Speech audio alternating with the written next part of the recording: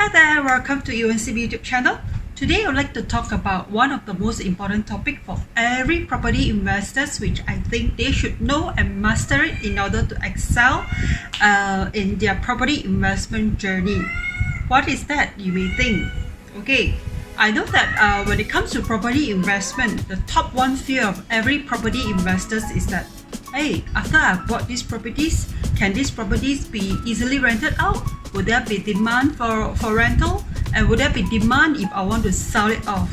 So that's why today I'd like to actually share with everyone one of the most important factors when it comes to property investment, which is we must know when is the right time to buy, what kind of property to buy, and when is the right time to sell. There is actually an art and science when it comes to that, which I'm going to dive in right away.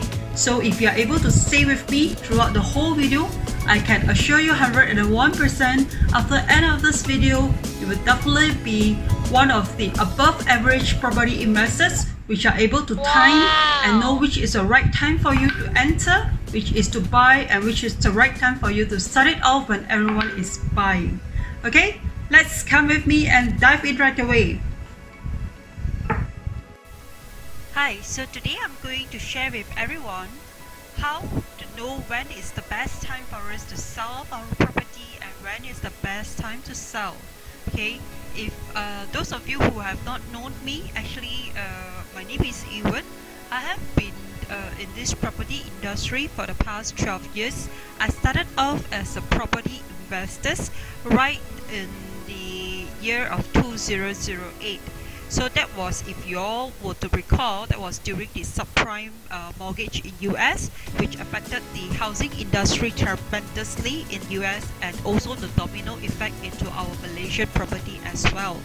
So today, after I have looked back and recalled the whole property cycle that I've been through, I am able to actually share with everyone here.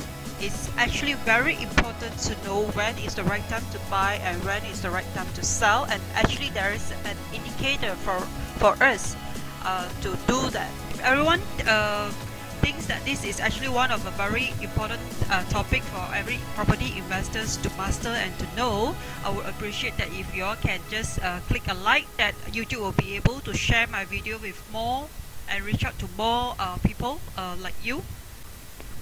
Okay, now let us look at the chart here. The chart over here is showing us that actually understanding real estate cycle is very important, because by understanding and mastering the real estate cycle, we will know when is the best time to enter into the market and when is the right time to actually sell it off. Okay, as you have a glance over here, you know that our real estate cycle is actually made up of 4 phases. Okay, the first one is recovery. Then the second one is expansion phase. Third one is hyper supply, and the fourth one is recession. So I will actually go into details each and every phases. What are the telltale signs showing in the market, so that we would know that which phases we are in the market at the point of time or currently, so that we know what are the actions that we should do as successful real estate investors. Okay, let us start with the first phase, which is recovery. Today, if you want to know that whether our real estate has entered into recovery phase, look at all these telltale signs over here. Okay, when our market has entered recovery phase, you will see that our government will start to do a lot of intervention, like Bank Negara announced OPR cut rate to lower the overall interest rate, and the bank would also relax in their financing approval. You will see that the rejection rate, the rejection rate for loan application would get lower and lower, and then with this lower interest rate, it will also translate to cheaper financing costs for business people. So business people will start to expand their business, and they will start to buy machineries, because it's now way cheaper to buy machineries, and they will start to open up new offices, and new business opening will start to mushroom up, and all this would actually result in higher demand for property, be it for rental, for residential, for shop lot, or even for offices. So definitely it would definitely then result in the vacancy rate for the property to start to drop, uh, and the demand start growing. So with all this demand start growing, be it for rental or be it for sale, it will actually absorb all the previous unsold or overhang inventory in the market. So this will result in the inventory to become lesser and eventually lesser and lesser. So if you were to see that all this telltale sign is happening in the market, definitely we will know that our market is in the recovery phase.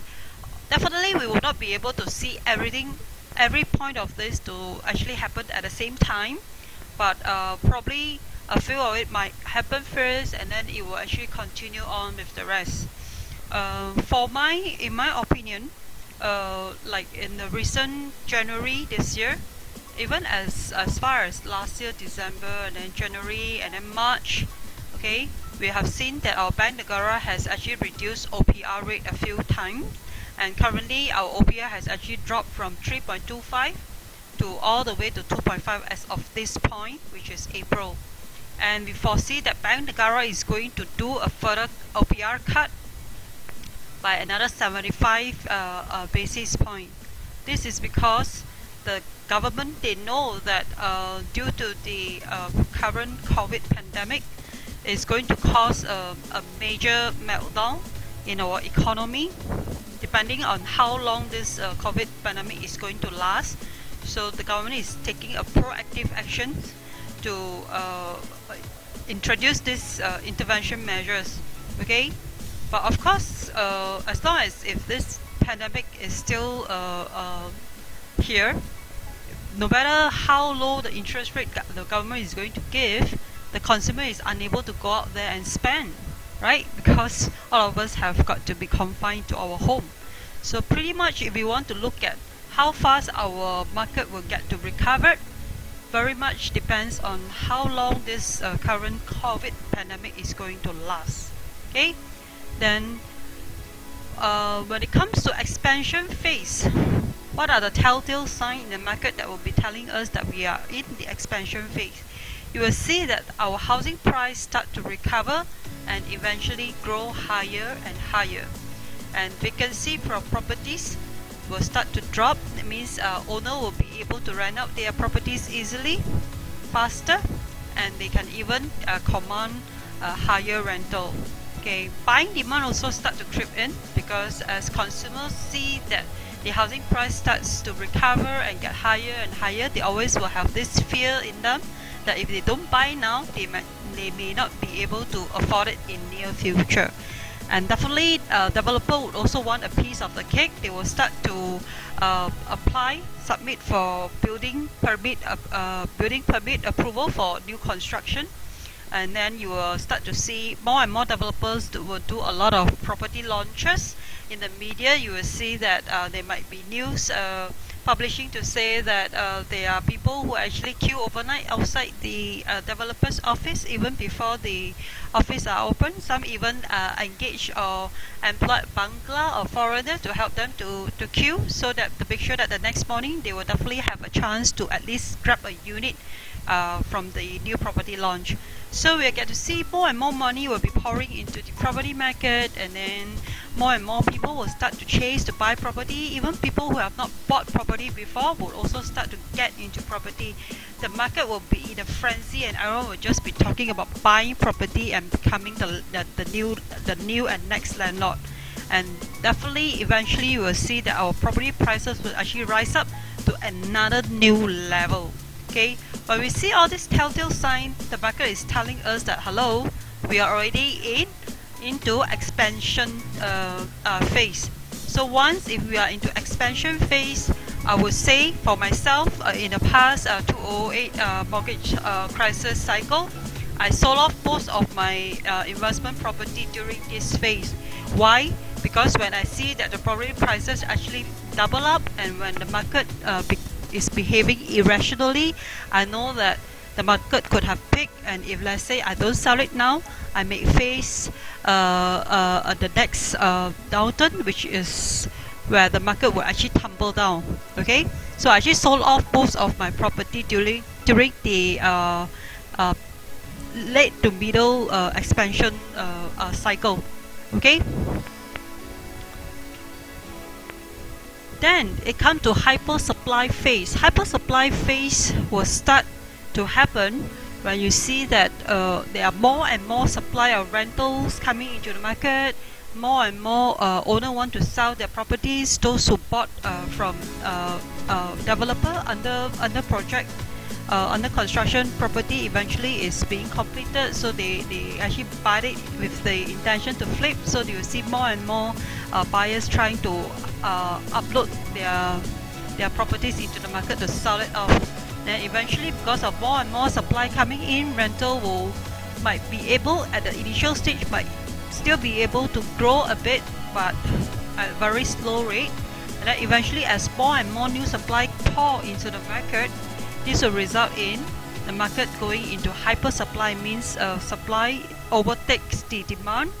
That is when we see that the rental and property prices slowing down and eventually start to decrease.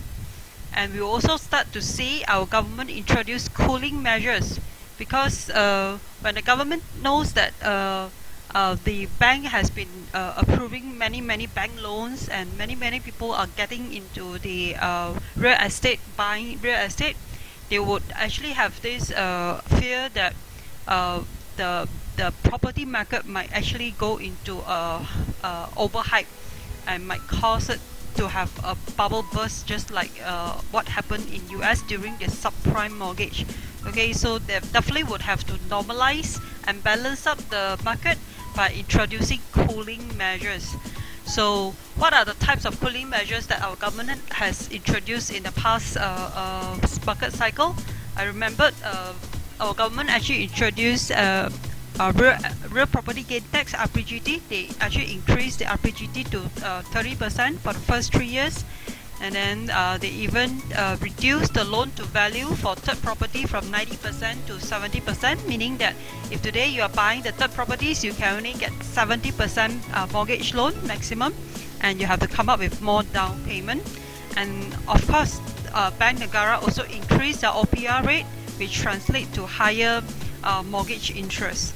So eventually the market would also crash.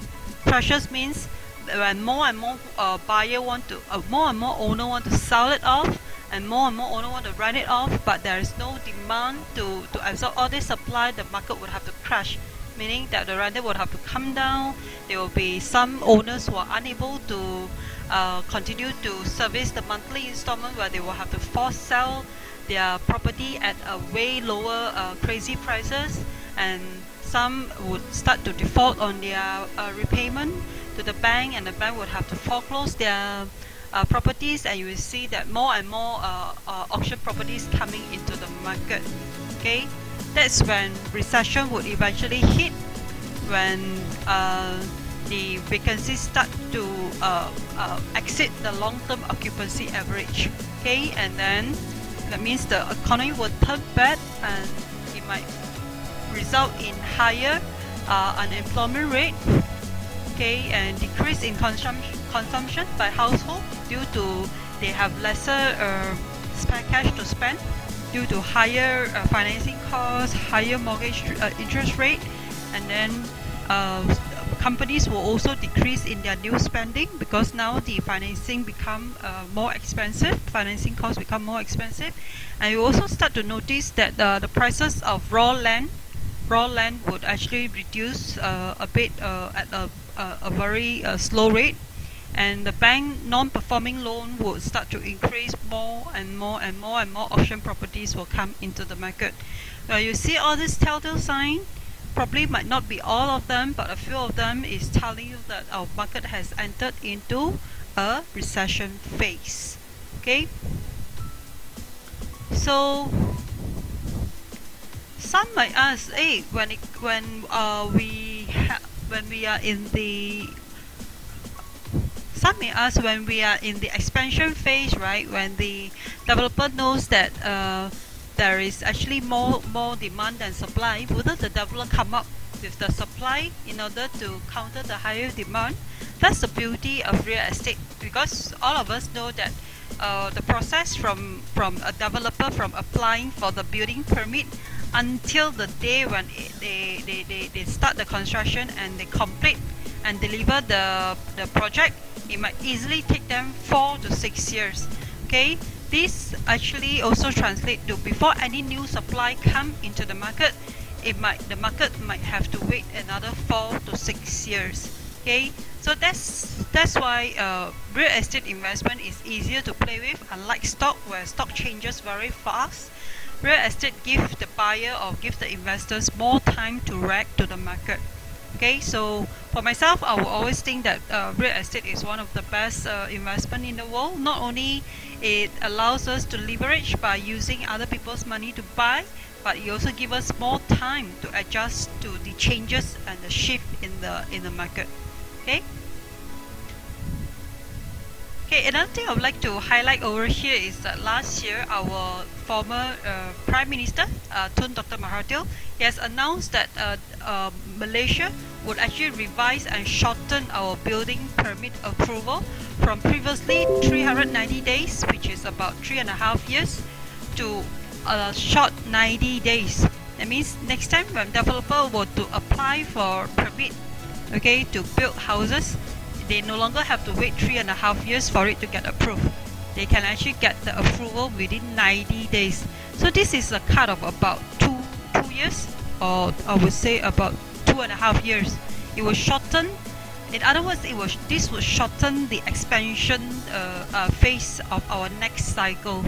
So when it comes to our next real estate cycle, we can expect that our expansion phase would actually be cut. Actually be shortened by about 2.5 years. Okay. So over here, I would like to show you all that this is our housing index growth. You can see that from 1990 until 2019, the growth of our property prices in the past in the 1990 was a bit high, about 20%. Then after that, it actually dropped. This was during the 97 financial crisis, but it dropped within 40%. Then after that, it went up to more than 40%. Okay, so this tells us that as long as if you have got holding power, that means when you buy, you actually make sure that your cash flow is very good and you have got an extra cash to always speed up with your contingency use. You will definitely be able to weather off any of the property crisis, because eventually the property price would definitely rebound, and it would usually rebound higher.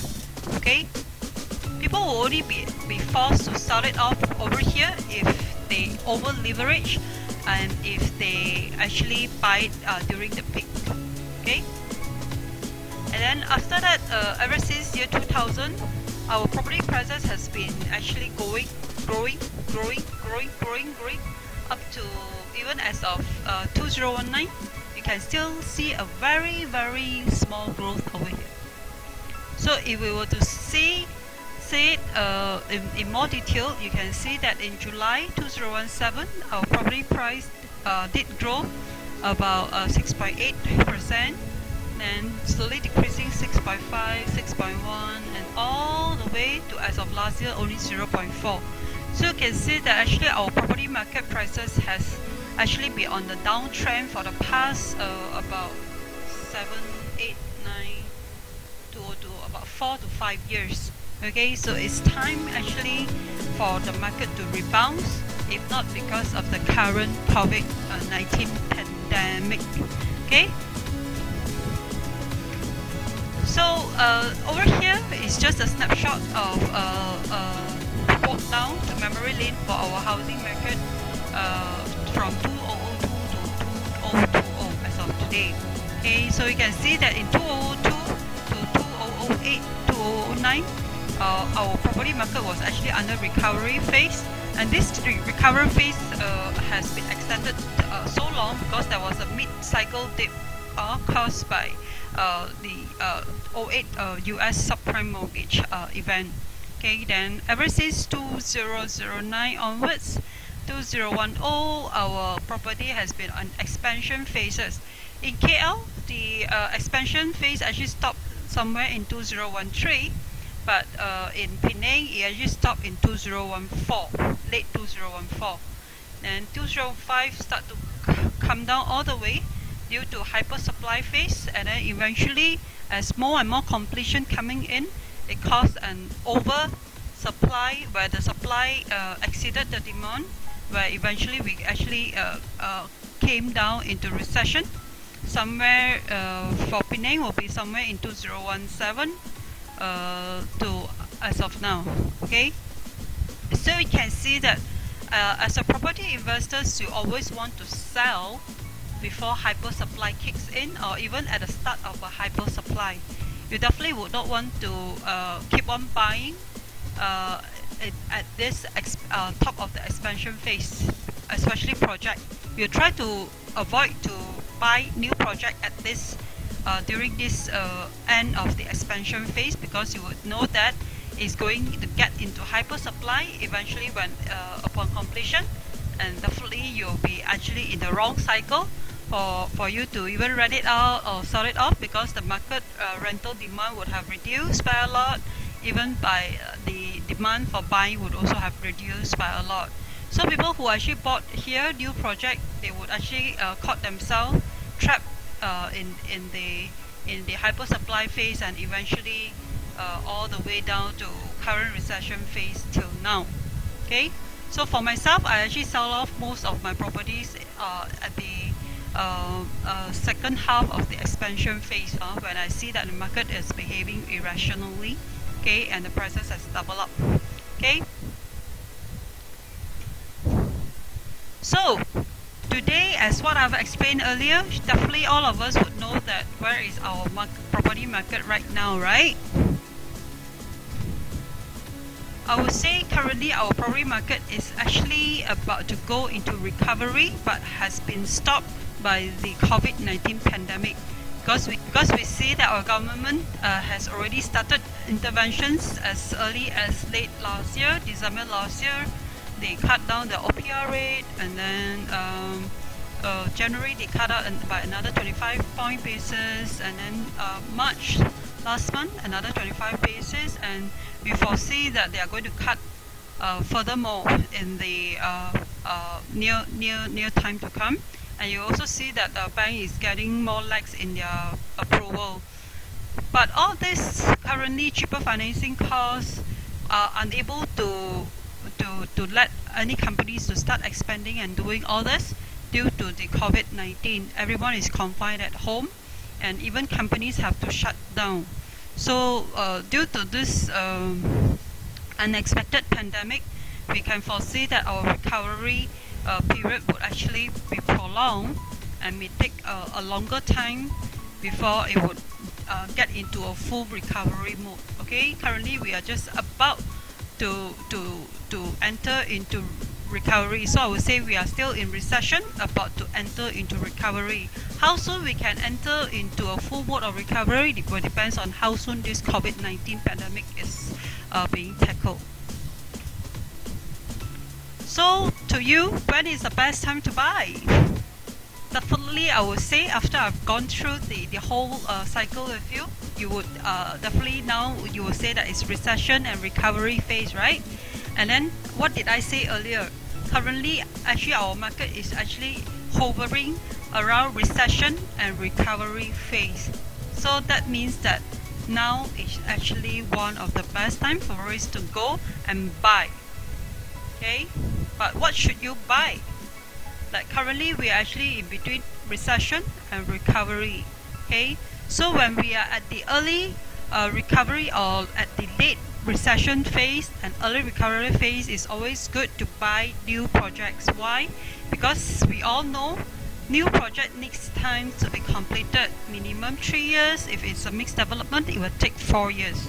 Okay, by then it is completed, you will find that even if you buy here, or at this stage, when it's completed, it will be somewhere here where we are entering the expansion phase, somewhere here, where you can, upon completion, you can flip. So you can see in the past cycle, people who buy new project during this time, recession time, and this time, when it's completed, they are able to actually flip. Even those who compress new project, like they at one go they buy 4 or 5 units, they are able to compress the loan and flip it over successfully. Why? Because they bought it at the right phase, at the right cycle. Okay, but when we enter into the early phase of expansion, we can still buy, but this time please don't buy new projects, buy sub-sale. Sub-sale means secondary market where the property is already completed. Why? Because the property already completed, and 1 to 2 to 3 years you still have time to actually sell it off, because usually during this time the government might still charge a very low RPGT. So even if you were to sell it off 1 year later, the tax that you have to pay might be still very low, like 5% in the past. Okay, definitely do not buy new project when you are entering into expansion phase, especially at the second half of the expansion phase. Because once you were to commit to buy a new project, if 3 years later upon completion, you might find yourself being caught in the hyper supply phase, where the rental demand will start to come down.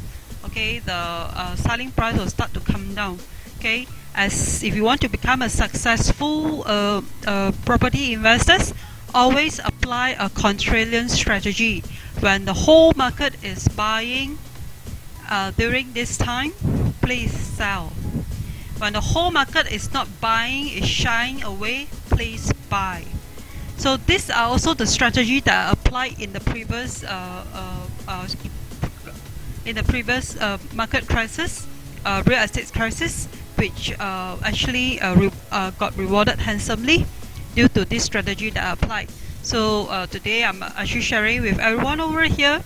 I hope that you all will also be able to actually profit from this current recession crisis cycle.